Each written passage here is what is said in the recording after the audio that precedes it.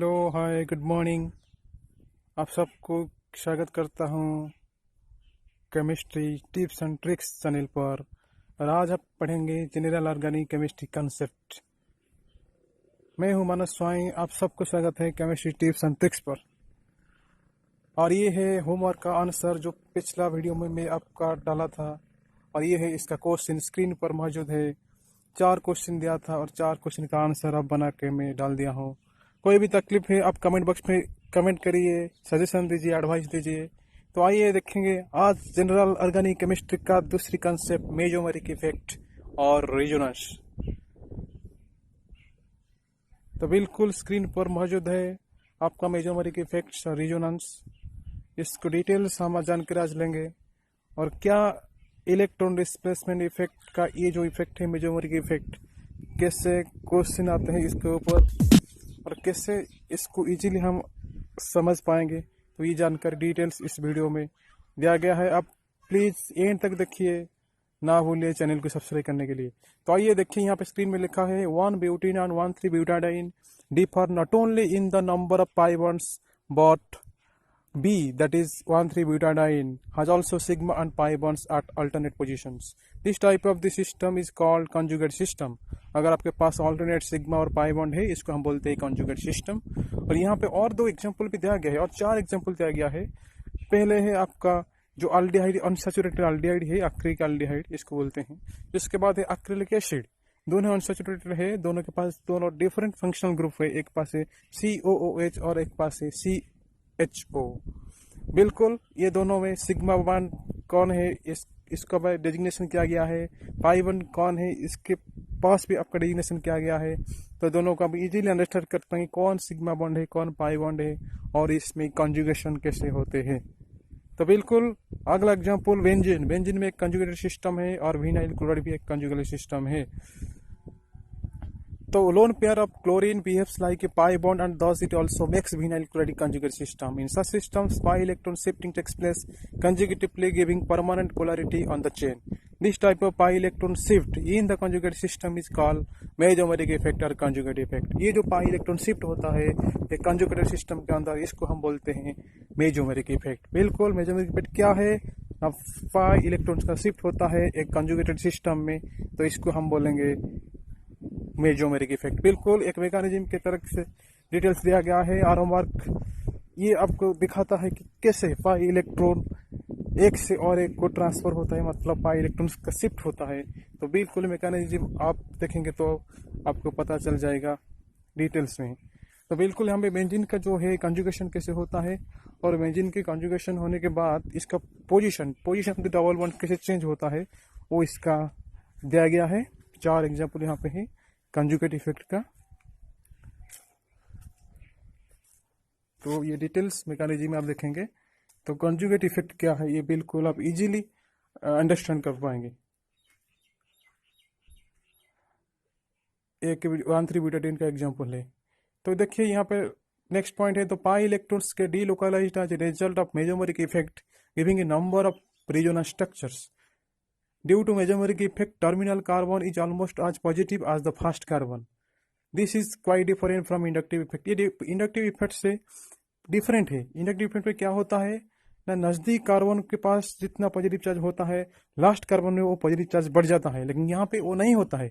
नज़दीक कार्बन के जितना पॉजिटिव चार्ज है उसके बाद भी लास्ट कार्बन में भी उतना ही पॉजिटिव चार्ज रहता है, जो इंडक्टिव इफेक्ट से डिफर होता है। 2 तरीके से मेसोमेरिक इफेक्ट होते हैं, एक हो गया पॉजिटिव मेसोमेरिक इफेक्ट, इसको बोलते हैं हमें प्लस एम, और एक मेसोमेरिक इफेक्ट है इसको बोलते हैं हम नेगेटिव मेसोमेरिक इफेक्ट। तो ए ग्रुप और atom is said to have positive M effect when the direction of electron displacement is away from it. इसको याद करना पड़ेगा। Such groups have lone pair of electrons and release the pair conjugation with an attached unsaturated system. Examples executing plus M effect are, example दिया गया है OH है, यहाँ पे एक लोन पेयर है OR अल्कोक्सी ग्रुप है, इसके ऊपर भी 2 लोन पेयर है, अमीन का आ गया है, इसके बाद सल्फर के ऊपर भी 2 लोन पेयर इलेक्ट्रॉन है। बिल्कुल the effect extends the degree of delocalisation and impart stability to the molecule.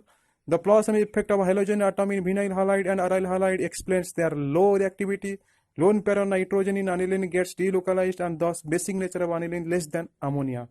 तो यहाँ पे अनिलिन का जो बेसिक नेचर कैसे अमोनिया से लेस होता है वो भी आपको दिया गया है। Phenoxide ion get stabilised by resonance, यहाँ पे रेजोनेंस किया गया है और रेजोनेटिव स्ट्रक्चर में बिल्कुल आपका और एक वीडियो बना के डिटेल्स कैसे किसका कंपाउंड का रेजोनेटिव स्ट्रक्चर क्या होता है मैं आपको दे दूंगा। नेगेटिव मेजरमेंट इफेक्ट देखेंगे, if electron withdrawing group are attached to the conjugate system, pi electron displacement takes place towards such groups, this is said to be minus I effect. यहाँ पे इलेक्ट्रॉन विथड्रॉइंग ग्रुप अटैच होता है तो यहाँ पे आपका minus same effect आएगा। तो डिटेल्स देखिए, सी एच जो है एक नेगेटिव इंडक्टिव इफेक्ट, यहाँ पे नाइट्रो बेंजीन का भी ये है इंडक्टिव इफेक्ट। यहाँ पे benzyl carbonium ion is resonance stabilised, तो यहाँ पे एक ये क्या है इलेक्ट्रॉन रिलीजिंग ग्रुप होता है CH3 ग्रुप, तो यहाँ पे कार्बोनियम आयन कैसे स्टेबलाइज्ड होता है यह दिया गया है रेजोनेंस की तरफ से। जितना रेजोनेंस स्ट्रक्चर ज्यादा होगा उतना वो स्टेबल होगा। Greater the number of CH bonds at alpha carbon to the unsaturated system, greater will be the electron release and thus greater the hyperconjugation structure. हाइपरकंजुगेशन एक जो इफेक्ट है, हम इसका जो इलेक्ट्रॉन डिस्प्लेसमेंट इफेक्ट एक वीडियो बना के मैं आपको दे दूंगा। लेकिन यहाँ पे देखिए अल्फा पोजीशन पे जितना कार्बन बढ़ेगा उतना हाइपर कंजुगेशन स्ट्रक्चर बढ़ेगा। तो यहाँ पे एक पहला दिया गया 3 कार्बन है, 3 हाइड्रोजन है, दूसरी में 2, फिर सेकंड में 1, लास्ट में कुछ नहीं है। तो ऐसे ही जितना ही हाइपर कंजुगेशन स्ट्रक्चर हो पाएगा उतना ही वो स्टेबल हो पाएगा, इसको बोलते हैं hyper conjugation effect. Any primary radical has hyperconjugative interaction which is not possible in the simple methyl radical. Thus ethyl radical is more stable than methyl radical. On the same line, 2-degree alkyl radical is more stable than primary. Again, tertiary radical is more stable than secondary. So 3 degree greater than 2 greater than 1 and methyl. ये point को आप याद करना पड़ेगा, बहुत अच्छे point है exam point of view की तरफ से। X is more electronegative atom than Y, then HF is greater than H2, greater than NH3, greater than HCH4. Stronger acid क्या है? The HX bond is weaker than HY bond होगा तो HY is greater than HBr, is greater than HCl, greater than HBr होगा। X is more bearing more electronegative charge, acidic strength हो गया है। अगर electronegative ज्यादा होगा और बहुत सारा आटम आएगा तो इसमें एसिडिक नेचर बढ़ेगा। Cl3CCOH greater than Cl2 then Cl then CH3। X is less sterically block, अगर यहाँ पे स्टेरिक हिंड्रेंस का बात आ गया है, स्टेरिक हिंड्रेंस ज्यादा बड़ा ग्रुप रहेगा तो वो इसका सॉल्वेशन इफेक्ट कम होगा। तो मिथाइल अल्कोहल का सॉल्वेशन इफेक्ट इथाइल अल्कोहल से ज्यादा है, इसका आइसोप्रोपाइल से ज्यादा है, टर्शियर के ज्यादा है, लेकिन टर्शियर आइसोप्रोपाइल ज्यादा वल्कियर हो जाता है। 5th पॉइंट हो गया x has greater fractional S character. ये देखिए यहाँ पे अल्काइन में ज्यादा एस कैरेक्टर होता है, अल्किन इसके बाद अल्केन। 6th पॉइंट है तो negative charge in x can be delocalised over a large number of atoms. तो वहां जितना अनसैचुरेटेड होगा उतना आपका इलेक्ट्रॉन डेंसिटी ज्यादा होगा, तो वहां पे आपका बीटाडीन का हो गया है। इसके बाद आ गया प्रोफिन, तो इसके बाद है अल्केन। तो देखिए 7 पॉइंट बोला negative charge in X minus is more stabilised by aromaticity than in Y minus. Cyclopentadiene greater than 1,3-पेंटाडाइन greater than cycloheptadiene. 8th point बोला तो negative charge in X minus can be delocalised onto more electronegative atom than in Y minus. तो यहाँ पे propanone हो गया, इसके बाद एक अल्किन हो गया, इसके बाद अल्केन हो गया, और एक एग्जांपल है एसिटाल्डिहाइड, इसके बाद कीटोन हो गया, इसके बाद CH3CON हो गया, CON CH3 होल्डे का अमाइड लिंकेज हो गया। तो डिटेल से आपका जानकारी दिया गया, आपको रिमेम्बर करना पड़ेगा। आइए देखेंगे रेजोनेंस क्या होता है, rules for resonative structure. No real existence, resonance structure exist only on paper में होता है। Resonance structures are useful because they allow us to describe molecules, radicals, ions for which a single Lewis structure is inadequate. We write 2 or more Lewis structures, calling them resonance structures of resonance contributors. We connect these structures with double-headed arrow. In writing resonance structure, we are only allowed to move electrons, not to hydrogens. Only electron move करेगा, hydrogen movement नहीं करेगा। तो यहाँ पे देखिए hydrogen का movement हुआ है, तो ये आपका ये रेजोनेटिव स्ट्रक्चर नहीं है, तो एक लुईस स्ट्रक्चर एग्जाम्पल दिया गया है। तो बिल्कुल आप याद करेंगे रेजोनेंस स्ट्रक्चर में आपका जितना रेजोनेंस स्ट्रक्चर आएगा उतना ही मोर स्टेबल होगा। यहाँ पे इलेक्ट्रॉन का मूवमेंट होता है, हाइड्रोजन का मूवमेंट नहीं होता, ये बेहतरीन पॉइंट इंपोर्टेंट पॉइंट है। सी को देखिए, all of this structures must of proper Lewis structure होता है। लुईस स्ट्रक्चर मतलब ऑक्टेट को सेटिस्फाई करेगा, इसके बाद जितना लोअर पेन बॉन्ड पर होगा वो सारे सटीक होने चाहिए, तो प्रॉपर लुईस स्ट्रक्चर होने चाहिए। डी पॉइंट में लिखा है charge separation should be low since to separate charge energy is required therefore structure in which opposite charge are separated have greater energy and less stable. Charge separation होगा तो less stable होगा, यहाँ पे energy ज्यादा होगा। तो वही कि सिंगल चार्ज प्लस और माइनस रहेगा तो ये मोर स्टेबल होगा। चार्ज सेपरेशन होगा तो लेस स्टेबल होगा, चार्ज सेपरेशन नहीं होगा तो मोर स्टेबल होगा। ई क्यू देखिए, all the atoms taking part in the resonance that is covered by delocalised electrons must lie in a plane और नियरली सो, और प्लेन में रहना चाहिए। फिफ्थ एफ पॉइंट देखिए, all resonance structure must have the same number of unpaired electron. सारे का unpaired electron समान होने चाहिए। रेजोनेंस एनर्जी क्या है? The difference in energy between the hybrid and the most stable canonical structure is called resonance energy.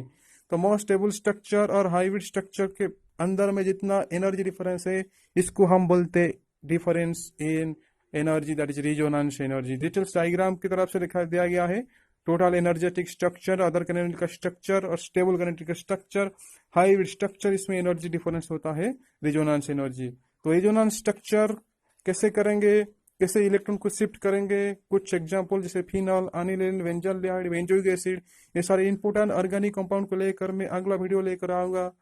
तब वो resonance के बारे में डिटेल्स जानकारी आपके दिमाग में रह जाएगा। आज जो पढ़ाया मैं मेजोमेरिक इफेक्ट का थोड़ी सी जिक्र करना चाहता हूँ। तो मेजोमेरिक इफेक्ट में आपको याद करना पड़ेगा, यहाँ पे इलेक्ट्रॉन का शिफ्ट होता है और यहाँ पे इंडक्टिव इफेक्ट से वो अलग है। यहाँ पे भी इलेक्ट्रॉन विड्रॉइंग ग्रुप आता है, इलेक्ट्रॉन रिलीजिंग ग्रुप आता है। तो प्लस एम इफेक्ट है, माइनस एम इफेक्ट है। तो ये इंडक्टिव इफेक्ट के जैसे आपका जो इलेक्ट्रोनेगेटिव आटम होता है, इसके पास जो कार्बन है जितना पॉजिटिव चार्ज होता है, लास्ट में ज्यादा पॉजिटिव चार्ज होता है इंडक्टिव इफेक्ट में। लेकिन इस इफेक्ट में वो लास्ट कार्बन में पॉजिटिव चार्ज जितना होता है और पहला कार्बन में पॉजिटिव चार्ज उतना ही होता है। तो थैंक यू।